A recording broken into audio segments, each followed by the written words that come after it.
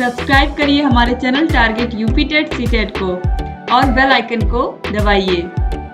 Hello दोस्तों, मैं आनंद स्वागत करता हूं आप सभी का आपके अपने channel target UP TET CTET में। दोस्तों, आज हम सॉल्व करने वाले हैं आपके डीएलएड थर्ड सेमेस्टर के गणित विषय के 2017 में जो आपका बीटीसी थर्ड सेमेस्टर का पेपर आया था, डीएलएड थर्ड सेमेस्टर का पेपर, उसको हम लोग पूरा यहाँ पे सॉल्व करने वाले हैं। और किस प्रकार के प्रश्न पूछे गए थे यह आप देखिएगा और साथ के साथ आप सॉल्व करते चलिएगा। हम लोग तेजी से समझते हुए सभी क्वेश्चंस को सॉल्व करते हुए चलेंगे। आपको पता है कि 1 घंटे का आपका पेपर होता है, 25 नंबर का होता है और जितने भी प्रश्न दिए होते हैं सभी प्रश्नों को हल करना होता है। ठीक है, तो सभी प्रश्नों को हमें करना होता है। तो यहाँ पे हम लोग सभी प्रश्नों को करते हुए चलेंगे और जितने भी चैप्टर्स हैं आपके गणित विषय में, पूरा सिलेबस मैंने आपको पढ़ा दिया है। जो आपके गणित विषय का लिंक है वह आपको नीचे डिस्क्रिप्शन बॉक्स में, कमेंट बॉक्स में मिल जाएगा। वहां से जाकर के आप सभी चैप्टर्स को बेसिक जो है वह अपना क्लियर कर सकते हैं और अपनी प्रैक्टिस और अच्छी कर सकते हैं। अब चलिए देखिए, सबसे पहले बहुविकल्पी प्रश्न दिया रहता है आपके पेपर में। तो यहाँ पे देखिए, पहला प्रश्न है, यदि 16:8 समानुपाते 8:x हो तो x का मान होगा। अब यहाँ पे समानुपात, जब भी आपने, अब समानुपात में दोस्तों मैंने आपको बताया है कि जो बाह्य पदों का गुणनफल होता है वह अंतः पदों के गुणनफल के बराबर होता है। तो चाहे आप इस प्रकार से लिख लीजिए 16 गुणे x बराबर 8 गुणे 8। यहाँ से आप सॉल्व करेंगे तो x की वैल्यू आपको मिल जाएगी। या फिर एक तरीका और है, जैसे यहाँ पे लिखा हुआ है 16:8, वैसे आप लिख लीजिए 16/8। अनुपात का मतलब बटा होता है और समानुपात की जगह आ जाएगा बराबर का चिन्ह। तो बराबर फिर 8:x है तो 8/x। यहाँ से तिर्यक गुणा करके आप सॉल्व कर सकते हैं या फिर यहाँ से सॉल्व कर सकते हैं। तो यहाँ से सॉल्व करेंगे तो 8 गुणे 8 बटे 16, तो 8 दूनी 16 और 2 से 8 को काटेंगे तो 4, x की वैल्यू 4 आ जाएगी। यहाँ से भी सॉल्व करोगे आप तो x की वैल्यू कितनी आ जाएगी, 4 आ जाएगी। ठीक है, यहाँ पे ऑप्शन सा बिल्कुल सही हो जाएगा। इसके बाद देखिए प्रश्न संख्या 2 है, वृत्त के चाप और उसकी जीवा द्वारा घिरा हुआ क्षेत्र कहलाता है।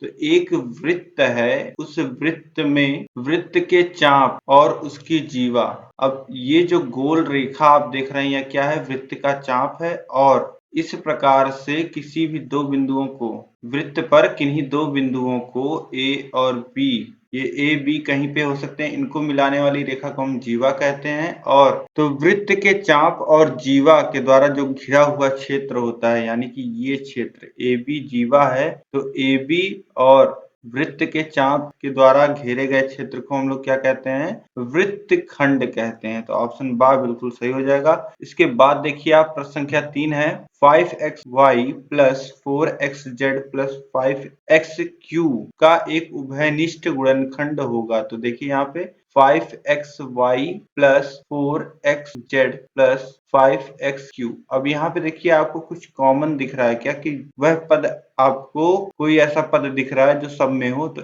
x यहाँ पे सब में है तो x कॉमन ले लीजिए। तो 5y plus 4z plus 5q इस प्रकार से हो गया। तो यहाँ पे देखिए दो पदों का आपस में गुणा हो रहा है, x का और इधर 5y plus 4z plus 5q का। ठीक है, तो उभयनिष्ठ गुणनखंड क्या हो जाएगा, x हो जाएगा। ऑप्शन आ जो हो जाएगा यह बिल्कुल सही हो जाएगा। x यहाँ पे एक उभयनिष्ठ गुणनखंड है सबका। ठीक है, इसके बाद देखिए प्रश्न संख्या 4 है, किसी घनाभ में शीर्ष होते हैं। तो घनाभ मैंने आपको बहुत अच्छे से पढ़ाया है। घनाभ जैसे आप जिस कमरे में बैठे हो वो आकृति, ठीक है, और शीर्ष क्या होता है, शीर्ष जिसे वर्टेक्स बोलते हैं। तो आप जिस कमरे में बैठे हो उस कमरे के फर्श के चारों कोने और छत के चारों कोने, तो कितने हो जाएंगे, 4 और 4 8, 4 फर्श के कोने और 4 छत के कोने, 8 शीर्ष होते हैं घनाभ में। आप कोई भी घनाभ स्ट्रक्चर, डस्टर ले लीजिए आप, तो आप देखेंगे उसमें कितने शीर्ष होंगे, 8 शीर्ष होंगे। ठीक है, तो ऑप्शन सा जो हो जाएगा बिल्कुल सही हो जाएगा। इसके बाद देखिए प्रश्न संख्या 5 है, परिमेय संख्या 3/5 से बड़ी परिमेय संख्या है। तो यहाँ पे एक परिमेय संख्या में 3/5 दी गई है, इससे बड़ी परिमेय संख्या पूछ रहा है। तो देखिए ऑप्शन आ। अब हर आप जो क्वेश्चन में दिया गया है उसी के बराबर रखिए ताकि आपको पता चल पाए। अब 2 से ऊपर नीचे काट देंगे ऑप्शन आ में तो 2/5 हो जाएगा ये। इसी प्रकार से ऑप्शन बा ऋण 2/5 हो जाएगा और ऑप्शन सा 3/5 हो जाएगा और ऑप्शन दा को लिखना चाहें तो 3.5/5 हो जाएगा। ठीक, अब यहाँ पे देखिए हर समान हो गया। जो आपको परिमेय संख्या क्वेश्चन में दी गई है 3/5 और जो ऑप्शंस आपको दिए गए हैं सबका हर हमने समान कर लिया है, सबका हर 5 है। अब आपको पता है कि दो भिन्न को अगर हमें कंपेयर करना है, जैसे एक भिन्न a बाई बी है और दूसरा भिन्न है x बाई बी। अब यहाँ पे हर समान है अगर तो वह भिन्न बड़ा होगा जिसका अंश बड़ा होगा। अगर a बड़ा होगा x से तो यहाँ पे क्या होगा, ये a बाई बी भिन्न बड़ा होगा। तो यहाँ पे हम अब देखेंगे अंश किसका बड़ा है। तो यहाँ पे अंश 2 है, यहाँ पे ऋण 2 है, यहाँ पे 3 है और यहाँ 3.5 है। तो सबसे बड़ा अंश जो है वह 3.5 है। तो ऑप्शन दा जो हो जाएगा 7/10, यह बिल्कुल सही हो जाएगा। यहाँ पे आपके 5 बहुविकल्पीय प्रश्न हमने देख लिए। अब इसके बाद हम लोग देखते हैं अति लघुत्तरीय प्रश्नों को। ठीक, 5 बहुविकल्पीय प्रश्न पूछता है। इसके बाद देखिए 6वां, log 1/10 का मान बताइए। तो log 1/10 इसका मान कितना हो जाएगा। log 1 का मान दोस्तों हमेशा 0 होता है। log 1 का जो मान होता है वह 0 होता है। ये आप कैसे देख सकते हैं, log 1 को क्या लिख सकते हैं, किसी भी संख्या के घात में अगर 0 होता है तो वह संख्या क्या होती है, वह संख्या 1 होती है। तो 10 के घात भी 0 लिख देंगे तो वो भी 1 ही होगा और बेस में है 10। ठीक है, तो अब देखिए जो यहाँ घात में रहता है वो सामने आ जाता है, यानी कि 0 सामने आ जाएगा और log 10/10 1 हो जाएगा, यानी कि 0 into 1 कितना हो जाएगा, 0। तो log 1 की वैल्यू इसीलिए 0 होती है। ठीक है, और log 10 की वैल्यू 10 होगी, log 10 की वैल्यू 1 होगी और log 100 की वैल्यू कितनी होगी, 2 होगी, log 1000 की वैल्यू 3 होगी। ठीक है, इसी प्रकार से जितने शून्य बढ़ते जाएंगे 1 के आगे उतना उसका मान होता जाएगा। इस प्रकार से अब आगे देखिए प्रश्न संख्या 7 है, लाभांश शेयर के किस मूल्य पे दिया जाता है। तो लाभांश कोई भी कंपनी किसी शेयर पे उसके अंकित मूल्य पे देती है। जो कंपनी के द्वारा डिसाइड किया गया उस शेयर का दाम होता है उसे हम अंकित मूल्य कहते हैं और उसी अंकित मूल्य पे लाभांश कंपनी देती है। ठीक है, अब इसके बाद देखिए प्रश्न संख्या 8 है, यदि समुच्चय ए इतना है बी इतना है तो ए इंटरसेक्शन बी बताइए। तो सर्वनिष्ठ समुच्चय जिसे हम लोग हिंदी में बोलते हैं या इंटरसेक्शन सेट हम लोग इंग्लिश में बोलते हैं, तो यही हमें ए इंटरसेक्शन बी यहाँ पे निकालना है। तो देखिए ए इंटरसेक्शन बी मतलब कि ए और बी में क्या चीजें ऐसी हैं जो ए और बी दोनों में प्रेजेंट हैं, ऐसे कौन से पद हैं। ठीक है, तो देखिए ए इंटरसेक्शन बी कितना आएगा। अब देखिए ए में 2 है बी में नहीं है और ए में 3 है बी में नहीं है और ए में 5 है और बी में भी 5, तो ये हो जाएगा 5। और इसी प्रकार से 7 9 बी में नहीं है 11 है। इसी प्रकार से आप देखेंगे तो 9 ए में है और 9 बी में भी है, तो 5,9। और इसी प्रकार से आप देखेंगे आगे तो 11 और 13 में से 13 जो है वह ए में है और बी दोनों में है, तो 5,9,13 ये जो हो जाएगा ए इंटरसेक्शन बी हो जाएगा। ऐसा समुच्चय हो जाएगा जो पद ए और बी दोनों में विद्यमान है, उपस्थित हैं, प्रेजेंट हैं। अब इसके बाद देखिए प्रश्न संख्या 9 है, 9a² - 24a plus 18a cube को 3a से भाग देकर भागफल ज्ञात कीजिए। तो देख लेते हैं इसको हम लोग किस प्रकार से हमको भाग देना है। तो यहाँ पे प्रश्न में आप देखिए 9a² - 24a plus 18a cube को हमें भाग देना है। किससे भाग देना है, हमें भाग देना है 3a से। अब एक ही पद से हमें भाग देना है तो इसलिए हम सीधे बटे में लिख लेंगे और अलग अलग लिखना चाहें तो कितना लिख सकते हैं, 9a² by 3a minus 24a by 3a plus इस प्रकार से भी इसको लिख सकते हैं हम लोग 18a क्यूब by 3a। अब देखिए अलग अलग लिख लिया हमने तो हमें चीजें क्लियर होने लगी। अब a से a² कट जाएगा और 3 से 9 काटेंगे तो 3 बार में कट जाएगा। और इसी प्रकार से यहाँ पे देखिए a से a कट जाएगा और 3 से 24 को काटेंगे तो 8 त्रिक 24 होता है, तो 8 बार में कट जाएगा। अब इसके बाद देखिए 3 a यहाँ पे है ऊपर और यहाँ नीचे केवल एक a है, तो यहाँ पे घात कटेगी 2 बच जाएगा। और 3 से 18 को काटेंगे तो 6 बार में कट जाएगा। इस प्रकार से यहाँ बचा हुआ है 3 और a, फिर -8 यहाँ पे बचा हुआ है, फिर प्लस यहाँ पे क्या बचा है 6a²। तो इस प्रकार से जब आप भाग दे दोगे तो आपको भागफल क्या मिलेगा 6a² + 3a - 8। इस प्रकार से भी आप इसको लिख सकते हैं 6a² + 3a - 8। ठीक, तो ये हो जाएगा आपका भागफल।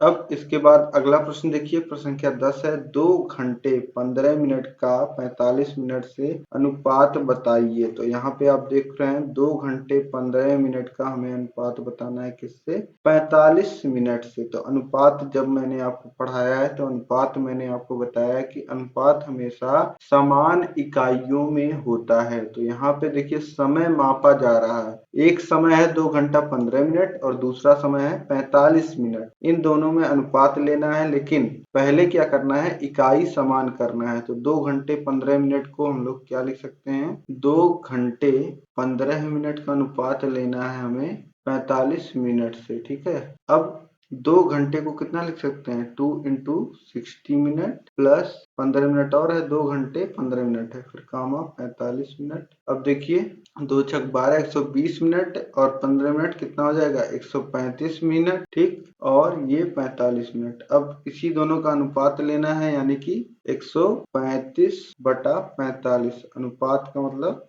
बटा हो गया। अब 45 से 135 को काटेंगे तो 3 बार में कट जाएगा। ठीक है, तो ये कितना आ जाएगा 3/1, या इसे लिख सकते हैं 3:1 का अनुपात है। ठीक, तो यहाँ पे अनुपात क्या होगा 3:1 का अनुपात होगा। अब अगला प्रश्न हम लोग देखते हैं। अगला प्रश्न है प्रश्न संख्या 11। दिए गए चित्र में O वृत्त का केंद्र है। यदि कोण BOC 40 डिग्री है, कोण BOC जो है 40 डिग्री है, तो कोण BAC का मान ज्ञात कीजिए। BAC का मान ज्ञात कीजिए। अब देखिए यहाँ पे इन्होंने गलत लिखा है। यहाँ पे कोण जो यहाँ चित्र में इन्होंने दिखाया है कोण OBC है। ठीक है, कोण OBC है।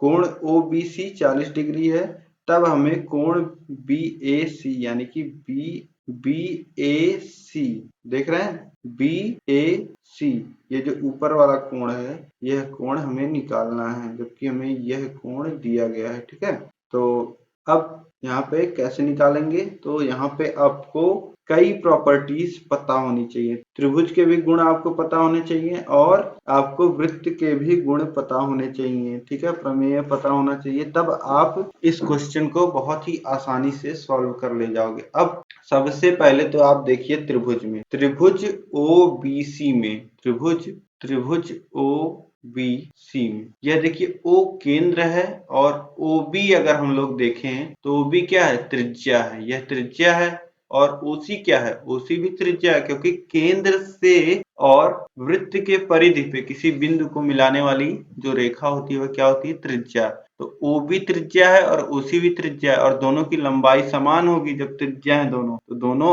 R होगा। ठीक, तो आपने त्रिभुज में पढ़ा होगा कि सम्मुख भुजाएं, अगर जो त्रिभुज में भुजाएं बराबर हैं, समान भुजाओं के सामने के जो कोण होते हैं वह बराबर होते हैं। तो OC के सामने वाला जो कोण है B कोण, ये 40 डिग्री वाला, यह बराबर किसके होगा, यह कोण होगा OB रेखा के सामने वाले कोण के, यानी कि इस कोण के। ठीक है, यानी कि कोण OBC बराबर होगा कोण OCB के।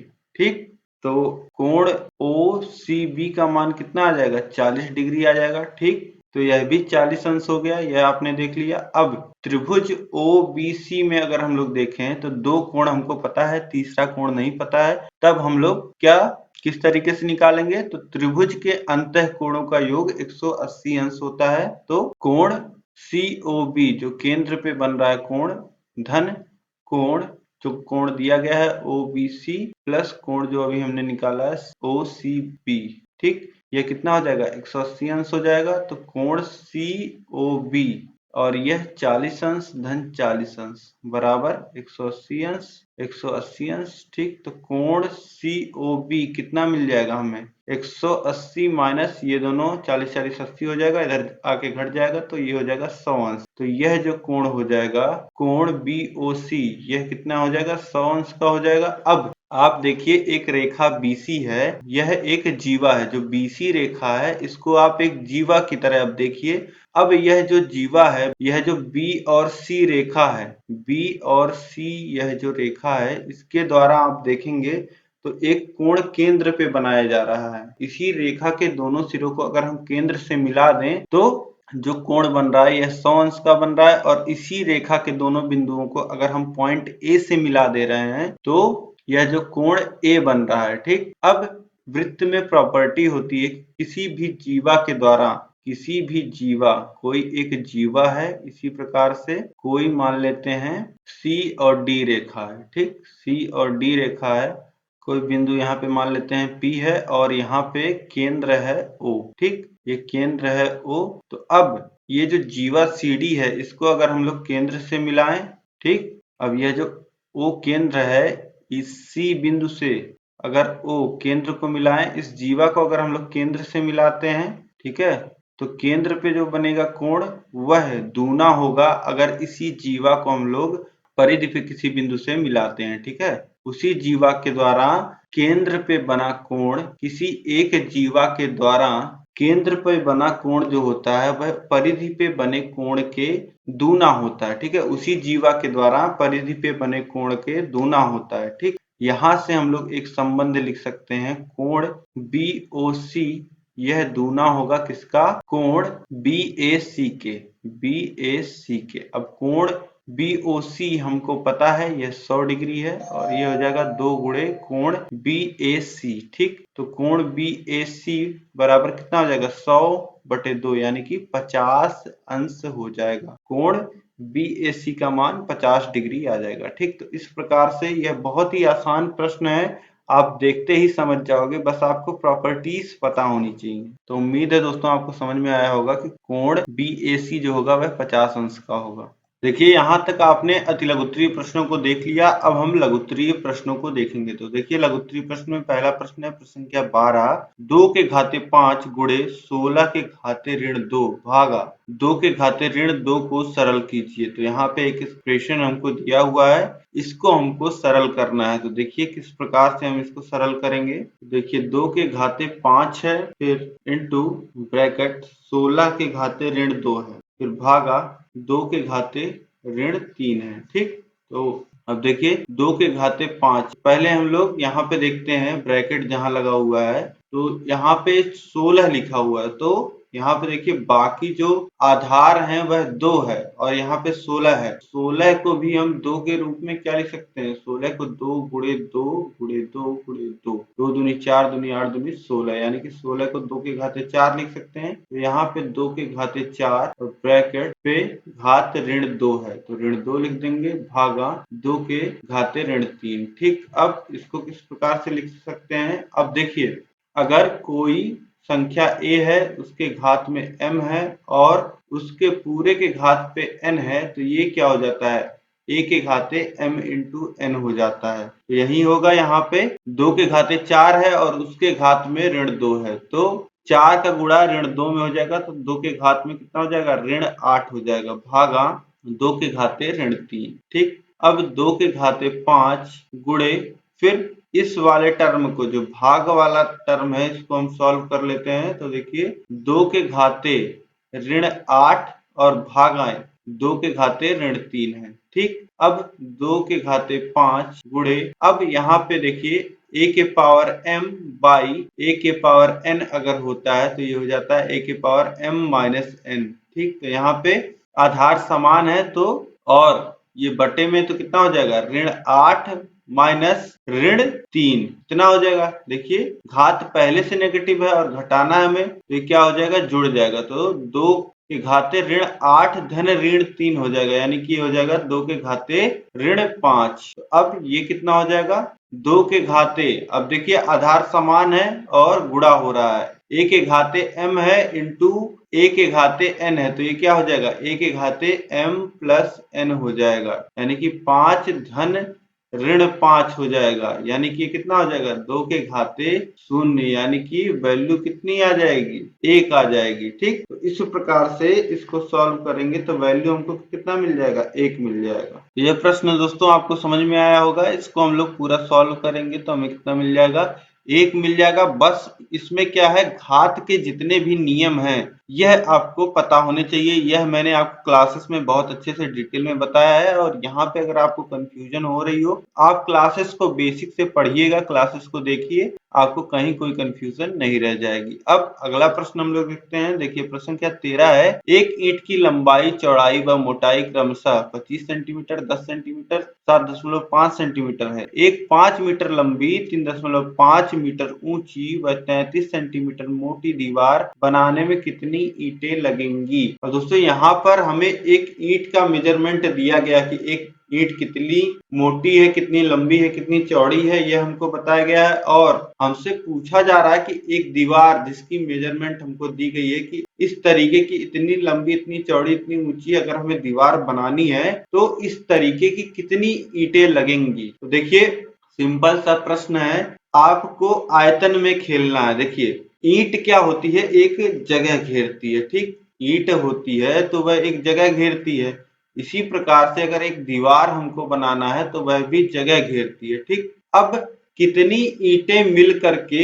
उस दीवार के बराबर जगह घेर लेंगी, यही हमको देखना है, यही इसी के द्वारा हमें निकालना है। ठीक है, तो जैसे आप क्षेत्रफल में करते थे कि एक बड़ा एरिया है उसको ढकने के लिए कितना एरिया की जरूरत पड़ेगी, मान लेते हैं जैसे आप क्षेत्रफल में करते थे उसी प्रकार से यहाँ आपको आयतन में करना है। ठीक है, तो आप समझने का प्रयास कीजिए। देखिए इस प्रकार से आपका एक ईंट होता है, और दीवार कैसी होती है, दीवार इस प्रकार से ईंटों से बनी होती है, दीवार जो होती है इस प्रकार से ईंटों से बनी होती है। ठीक है, तो यही हमें निकालना है कि कितनी ईंटें लगेंगी। ठीक है, तो यह कैसे निकालेंगे, यह पूरे दीवार का आयतन हम निकाल लेंगे, और उस दीवार के आयतन से हम एक ईंट के आयतन से भाग दे देंगे, तो हमें पता चल जाएगा कि कितने ईंट लगेंगी। ठीक है, तो पहले हम ईंट का मेजरमेंट लिख लेते हैं। एक ईंट का जो मेजरमेंट यहाँ पे आपको दिया गया है, एक ईंट की जो लंबाई है, ईंट की जो लंबाई है वो कितनी है 25 सेंटीमीटर है, और जो ईंट की चौड़ाई है वह है 10 सेंटीमीटर, और ऊंचाई जो है वह है 7.5 सेंटीमीटर। अब इसके बाद देखिए ईंट की ये तो हो गई, अब हमें देखना है कि दीवार का मेजरमेंट क्या है। तो दीवार का लंबाई हम लोग लिख लेते हैं। दीवार का लंबाई इन्होंने बताया कि 5 मीटर लंबी दीवार चाहिए। तो यहाँ देखिए यहाँ सब कुछ सेंटीमीटर में है ईंट का, तो दीवार का भी हम 5 मीटर का सेंटीमीटर बना लेंगे, तो 100 से गुणा हो जाएगा, तो ये हो जाएगा 500 सेंटीमीटर। और चौड़ाई कितनी है दीवार की, तो चौड़ाई बोले यहाँ मोटाई जो यहाँ पे दिया गया है तो वह है 33 सेंटीमीटर, 33 सेंटीमीटर हो जाएगा। और ऊंचाई जो इन्होंने दीवार की मांगी है, ऊंचाई दीवार की होनी चाहिए 3.5 सेंटीमीटर, 3.5 मीटर। तो इसको कन्वर्ट करेंगे सेंटीमीटर में, तो 100 से गुणा करेंगे तो ये हो जाएगा 350 सेंटीमीटर। अब जब हमें क्या निकालना है, यहाँ पे कितनी ईंटें लगेंगी, ईंटों की संख्या जब हमें निकालना है, ईंटों की संख्या अगर हमें निकालना है तो कैसे निकालेंगे, दीवार का आयतन बटे एक ईंट का आयतन। अब आयतन आपको पता है, यह जो ईंट है या दीवार है तो दोनों ही घनाभ के आकार में है, तो दोनों का आयतन क्या हो जाएगा, लंबाई गुणे चौड़ाई गुणे ऊंचाई, यानी कि दीवार की लंबाई कितनी है 500, और चौड़ाई यानी कि मोटाई कितनी है 33, और ऊंचाई है 350। 33 गुणे 350 और बटे में क्या आ जाएगा ईंट, ईंट की लंबाई है 25 सेंटीमीटर, और इसकी चौड़ाई है 10 सेंटीमीटर, और ऊंचाई है 7.5 सेंटीमीटर। अब देखिए 25 से 500 को काटिए तो ये कट जाएगा 2 और 0 20 बार में, फिर 0 से 0 काट दीजिए, ये 20 का जो 0 है और 10 का 0 आपस में कट जाएंगे। इसके बाद देखिए यहाँ क्या बचता है, यहाँ बच जाएगा 2 गुणे 33 गुणे 350 बटे 7.5। ठीक, अब यहाँ पे आप चाहें तो 5 से काट लीजिए ऊपर नीचे, तो 5 से ऊपर काटेंगे 35 को तो 5 सत्ते 35 और 0 और नीचे काटेंगे तो 5 एकन्नम 5 और 0.5। ठीक, 15 और इसके बाद अगर आप काटते हैं तो 3 से काट सकते हैं, तो 3 से काटेंगे तो ये 0.5 आ जाएगा और ऊपर 11 बार में कट जाएगा। ठीक, तो ये हो जाएगा। अब ऊपर नीचे अगर 2 से गुणा कर दें तो ये हो जाएगा 4 गुणे 11 गुणे 70 और नीचे 0.5 में गुणा होगा तो ये हो जाएगा 1। ठीक, तो इस प्रकार से अब आगे देखते हैं कितना हो जाएगा। 44 गुणे 70 और इसे सॉल्व कर लीजिए तो 0 7 चौक 28 के 8 हासिल लगा 2 7 चौक 28 2 30 तो 3080 ईंटें लगेंगी। ठीक है, तो 3080 ईंटें हमें चाहिए होंगी इस दीवार को बनाने के लिए। अब इसके आगे देखिए प्रश्न संख्या 14 है 5000 का 10% वार्षिक ब्याज की दर से 3 वर्ष का चक्रवृद्धि ब्याज ज्ञात कीजिए। 5000 का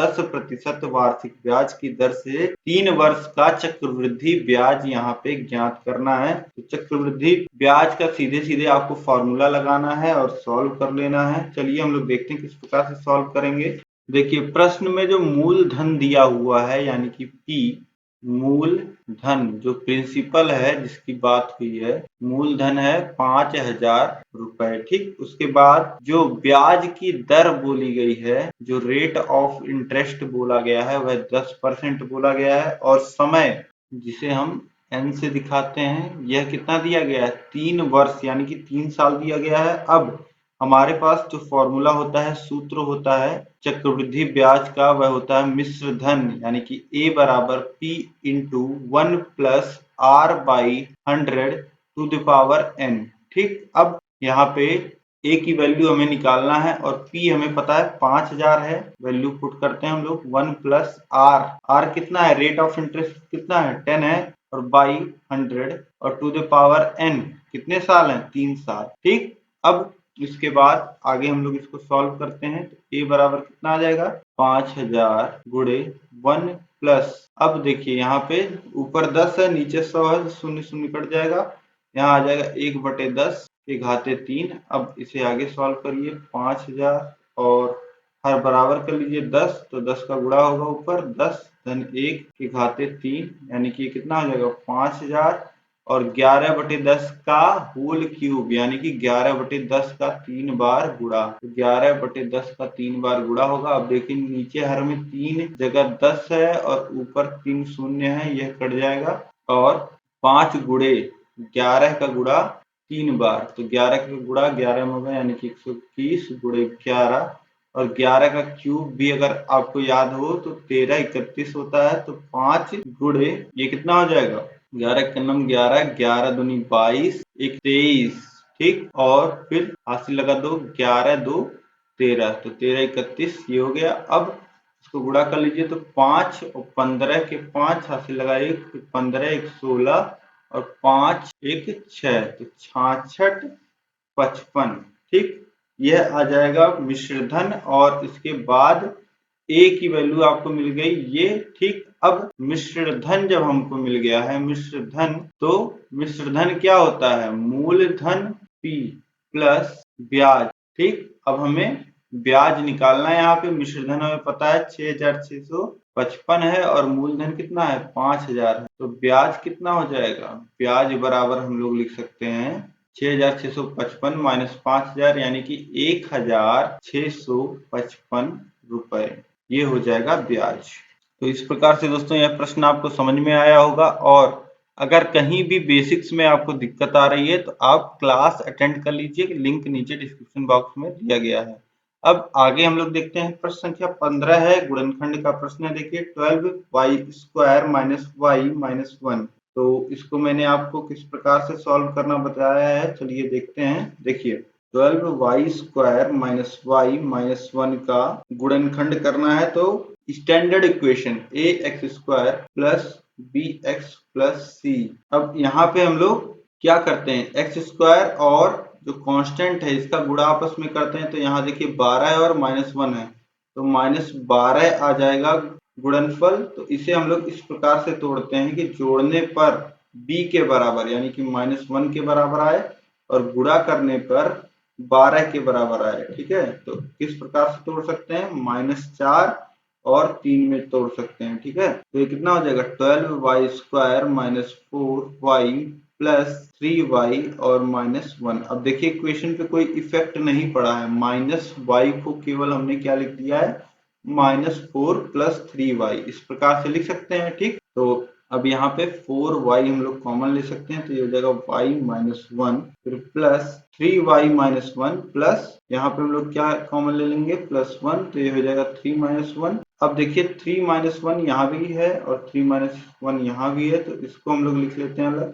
3-1 अलग लिख लेंगे। तो अब यहाँ क्या बच रहा है, 4y बच रहा है और यहाँ पे बच रहा है +1। अब देखिए यही गुणनखंड हो जाएगा इसका, 3y-1 इंटू 4y + 1। ठीक, इस प्रकार से इसका गुणनखंड आप बहुत ही इजीली कर सकते हैं, बस आपको एक बार बेसिक समझने की जरूरत है। यह जो इस प्रकार से कंपेयर करके हम लोग तोड़ते हैं बहुत ही आसानी से, बहुत सारे क्वेश्चंस मैंने आपको क्लास में कराए हैं, तो अगर नहीं समझ में आया होगा तो आप क्लासेस अटेंड करिएगा, बेसिक सीखिएगा, आपको बहुत अच्छे से चीजें समझ में आएंगी और आप ऐसे इजीली सभी एक्सप्रेशंस का गुणनखंड कर पाओगे। अब देखिए अगला प्रश्न है दोस्तों, निम्नलिखित सारणी में 50 शिक्षार्थियों का भार किलोग्राम में दिया हुआ है, उनके भार का समांतर माध्य ज्ञात कीजिए। अब यहाँ पे आप देखिए कि 50 शिक्षार्थियों का हमें यहाँ पे भार दिया गया है। देखिए भार लिखा है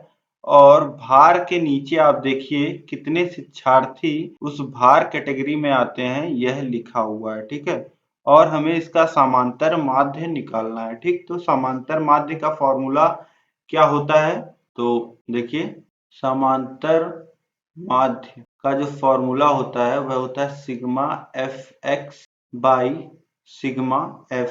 ठीक है, तो ये समांतर माध्य का फॉर्मूला होता है।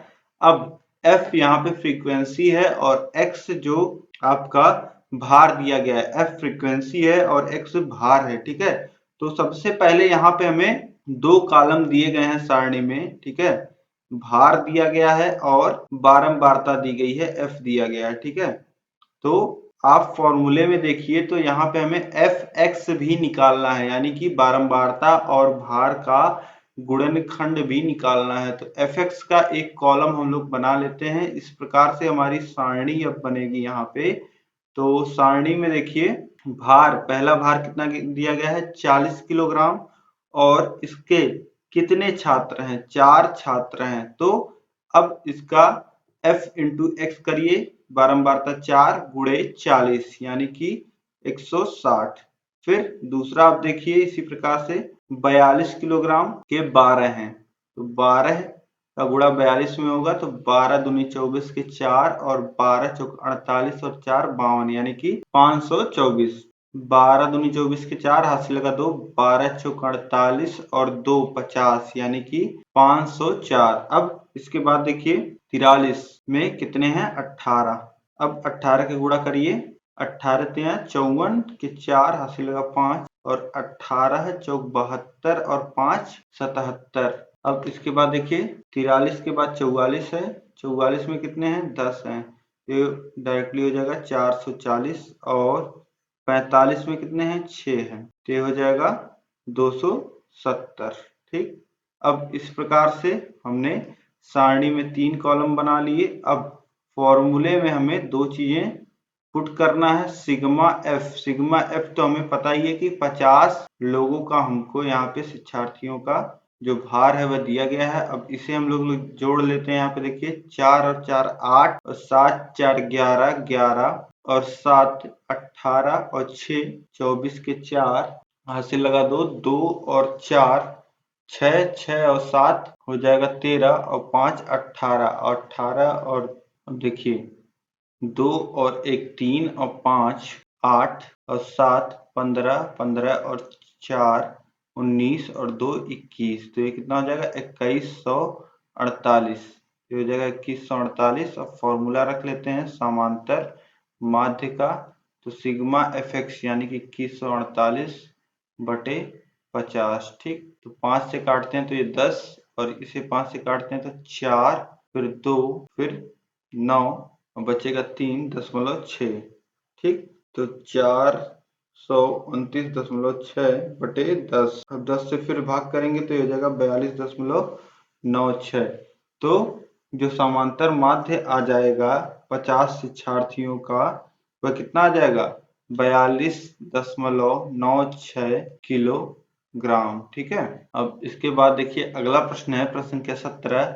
3 सेमी त्रिज्या का एक वृत्त खींचिए, वृत्त पर एक बिंदु P लीजिए, बिंदु P से वृत्त की स्पर्श रेखा खींचिए। अब किस प्रकार से आप 3 सेंटीमीटर वाले वृत्त का निर्माण करेंगे, तो आपने देखा है लंगड़ा प्रकार, ठीक, जिसमें आप पेंसिल सेट करते हैं। इस प्रकार से आप इसमें पेंसिल सेट करते हैं। ठीक है, ये जो प्रकार होता है इसमें आप पेंसिल सेट करते हैं। तो इस प्रकार को आपको इस प्रकार से 3 सेंटीमीटर खोल लेना है। 3 सेंटीमीटर आप प्रकार को खोल लेंगे।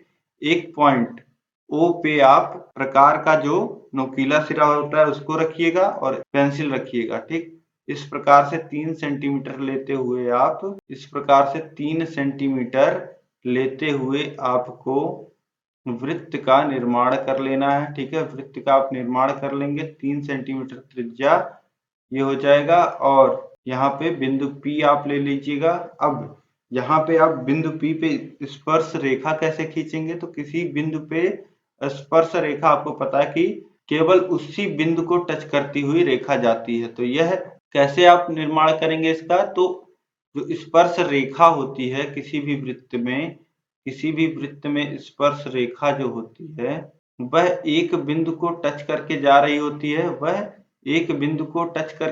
होती है, और जो केंद्र होता है केंद्र पर 90 अंश का कोण बना रही होती है। एक बिंदु को वह टच करके जा रही होती है और केंद्र से उस बिंदु को मिलाएं तो 90 अंश का कोण बना करके जा रही होती है। तो यहाँ पे हम किस प्रकार से निर्माण करेंगे, अब देखिए 90 अंश का कोण हमें यहाँ पे बनाती हुई रेखा खींच लेना है।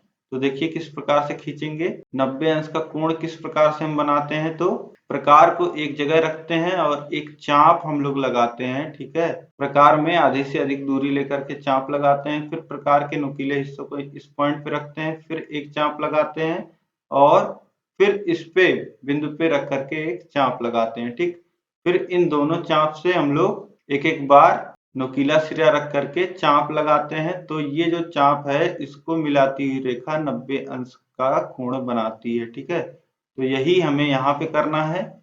यहाँ पे हमें क्या करना है, आधे से कम दूरी लेके एक चाप लगाना है इस प्रकार से, फिर इस पे नुकीले सिरे को रख के एक चाप लगाना है और एक चाप इधर लगाना है। फिर उसके बाद इन दोनों चाप से बारी बारी 2 चाप लगाने हैं। यह दोनों चाप एक दूसरे को जहाँ काटते हैं उस पॉइंट से और P पॉइंट को मिलाती हुई एक रेखा खींच देनी है। यही स्पर्श रेखा हो जाएगी और यही आपको वर्णन कर देना है। ठीक है, यही आपको भाषा में लिख देना है कि सबसे पहले वृत्त बनाने के लिए हम प्रकार में 3 सेंटीमीटर की दूरी लेकर के एक वृत्त का निर्माण करते हैं और वृत्त पे P पॉइंट लेते हैं, O और P पॉइंट को मिला लेते हैं। फिर OP जो रेखा है उस पे हम लोग एक आधे से कम दूरी लेकर के और लंगड़ा प्रकार को हम लोग P पॉइंट पे रख के एक चाप लगाते हैं। फिर उसके बाद OP रेखा को वह जहां पर कट करता है बिंदु A पे फिर से हम प्रकार को रख करके 2 इस प्रकार से चाप लगाते हैं। पहला चाप लगाएंगे, फिर पहले चाप को जहां कट करता है फिर उस पे से प्रकार रख करके हम दूसरे चाप को जो सबसे पहले हमने चाप लगाया था उसको हम कट करते हैं। ठीक, जो नए दोनों चाप के बिंदु हमें मिले हैं इन पे बारी बारी से रख करके हम 2 चाप लगाते हैं। यह दोनों चाप एक दूसरे को जहां कट करते हैं उस पॉइंट से B पॉइंट से हम P पॉइंट को मिलाते हुए एक रेखा खींच देते हैं।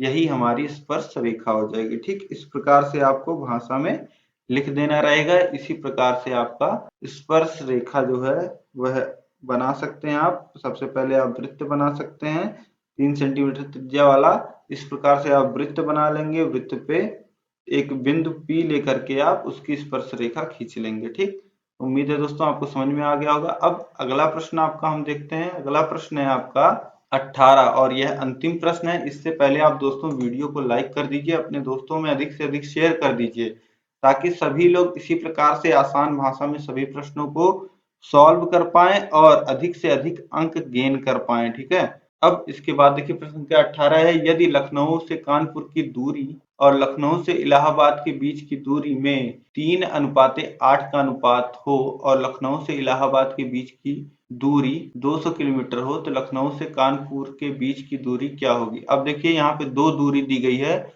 लखनऊ से कानपुर, यानी कि इसके हम बोल देते हैं LK, और फिर लखनऊ से इलाहाबाद, तो लखनऊ से इलाहाबाद को हम LA बोल देते हैं।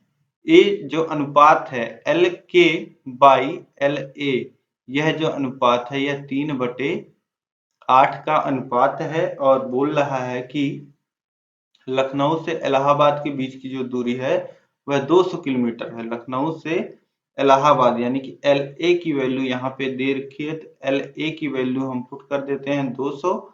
तो हमसे लखनऊ और कानपुर के बीच की दूरी पूछ रहा है, तो बहुत ही आसान है, तिर्यक गुणा कर दीजिए। तो 200 का गुणा 3 में हो जाएगा, 8 का गुणा LK में हो जाएगा। ठीक है, तो ये मैं शॉर्ट फॉर्म में लिख रहा हूं, तो आप इसे क्या लिखेंगे, लखनऊ से कानपुर की दूरी इस प्रकार आप लिखिएगा अपने उत्तर पुस्तिका में। तो ये हो जाएगा 8 गुणे LK बराबर हो जाएगा 3 गुणे 200। ठीक, इस प्रकार से, या LK बराबर आप लिख सकते हैं 3 गुणे 200/8।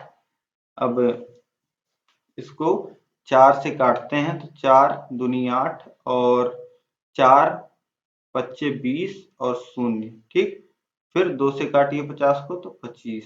ठीक, और LK का गुणा कर दीजिए आप, LK बराबर हो जाएगा 3 का गुणा 25 में कर दीजिए, तो 3 25 तिया 75, तो 75 किलोमीटर आ जाएगा। ठीक है, तो इस प्रकार से जो लखनऊ से कानपुर की दूरी आ जाएगी वो कितनी आ जाएगी, 75 किलोमीटर आ जाएगी। ठीक, तो इस प्रकार दोस्तों आपको प्रश्न समझ में आया होगा, बहुत ही आसानी से हमने सॉल्व किया है। ठीक है, तो इस प्रकार से आप सभी प्रश्नों को बहुत ही आसानी से हल कर पा रहे होगे, और जहां कहीं भी कोई भी दिक्कत अगर आपको आ रही होगी तो मुझे बताइएगा। और इस वीडियो को दोस्तों आपको अधिक से अधिक अपने सभी दोस्तों में शेयर करना है और अधिक से अधिक लाइक करना है। ठीक है, अधिक से अधिक शेयर करना है, अधिक से अधिक सभी को लाइक करना है। आप सभी को, जितने लोग इस वीडियो को देख रहे हैं सभी लोग आप लोग लाइक कर दीजिए, और चैनल को अगर आपने सब्सक्राइब नहीं किया हुआ है तो चैनल को सब्सक्राइब कर लीजिए। उसके बगल बेल आइकन आ रहा होगा, उस पर ऑल सेलेक्ट कर लीजिएगा, ताकि इसी प्रकार की महत्वपूर्ण वीडियोस आपसे बिल्कुल भी मिस ना हो। ठीक है, तो आगे चल करके आपको यूपी टेट सीटेट की क्लासेस सभी मिलने वाली हैं, तो आप इसी प्रकार से चैनल से बने रहिएगा। और अगर आपको थर्ड सेमेस्टर के नोट्स चाहिए और टेस्ट सीरीज चाहिए और सभी ये जो वीडियोस हैं यह आपको बिना ब्रेक के देखनी है, बिना एड्स के देखनी है, तो आप हमारे app target UP TET CTET app को प्ले स्टोर से डाउनलोड कर लीजिए, या फिर नीचे डिस्क्रिप्शन में लिंक दिया गया है वहां से डाउनलोड कर लीजिए, और थर्ड सेमेस्टर का कोर्स आपको वहां पे मिल जाएगा। अब दोस्तों इस वीडियो में अंत तक बने रहने के लिए आप सभी लोग का बहुत बहुत धन्यवाद। जय हिंद।